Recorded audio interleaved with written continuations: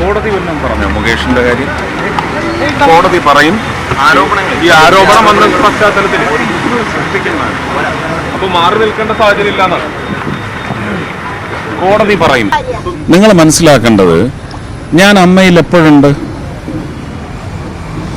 അമ്മയിൽ നിങ്ങളിത് പോയി ചോദിക്കുക, അല്ലെങ്കിൽ അമ്മയിൽ നിന്ന് ഞാൻ ഇറങ്ങി വരുമ്പോൾ എന്നോട് ചോദിക്കുക. ഞാനിതൊരു നിങ്ങൾക്ക് ഇതിന്റെ വിശുദ്ധി അറിയില്ലേ?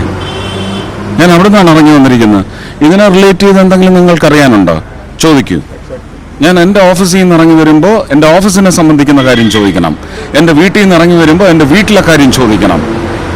അമ്മ അസോസിയേഷനിൽ നിന്ന് ഞാൻ ഇറങ്ങി വരുന്ന സമയത്ത് നിങ്ങൾ അതുമായിട്ട് റിലേറ്റ് ചെയ്ത കാര്യങ്ങൾ ചോദിക്കൂ പ്ലീസ്. ഇല്ലില്ല, ഇത് നിങ്ങളുടെ തീറ്റയാണെന്നാണ് ഞാൻ മനസ്സിലാക്കുന്നത്. നിങ്ങളുടെ മീഡിയയ്ക്കുള്ള ഒരു തീറ്റയാണത്. നിങ്ങൾ അത് വെച്ച് കാശുണ്ടാക്കിക്കോളൂ, ഒരു കുഴപ്പമില്ല. പക്ഷെ ഒരു വലിയ സംവിധാനത്തിന് തകിടം മറിക്കുകയാണ് നിങ്ങൾ.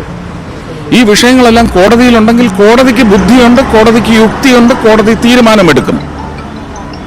സർക്കാർ അത് കോടതിയിൽ കൊണ്ടു ചെന്നാൽ അവരെടുത്തോളും, എടുത്തോട്ടെ. നിങ്ങളിത് ആടിനെ തമ്മി തല്ലിച്ചിട്ട് ചോര കൂടി മാത്രമല്ല, നിങ്ങളൊരു സമൂഹത്തിന്റെ മാനസികാവസ്ഥയെ നിങ്ങൾ വഴിതെറ്റിച്ചു വിടുകയാണ്. പരാതി ആരോപണത്തിന്റെ രൂപത്തിലാണ് നിൽക്കുന്നത്. നിങ്ങൾ ആരോടാ സംസാരിക്കുന്നത്? നിങ്ങൾ ജനങ്ങളോട് എന്താണ് പറയുന്നത്? നിങ്ങൾ കോടതിയാണോ? അല്ലല്ലോ. കോടതി തീരുമാനിക്കും. കോടതി തീരുമാനിക്കുന്നത് ഓരോ പൗരന്റെയും തലയിൽ, ബുദ്ധിയിൽ, പ്രവൃത്തിയിൽ ഇംപെൻഡിങ് ആണ്. അത് അന്നേരം നടക്കും. പ്ലീസ് പ്ലീസ് പ്ലീസ്, ഞാൻ പറയാനുള്ളതെല്ലാം പറഞ്ഞു കഴിഞ്ഞു. കോടതി അതിനാണ്. കോടതി പറയും. എന്താ പറഞ്ഞേ?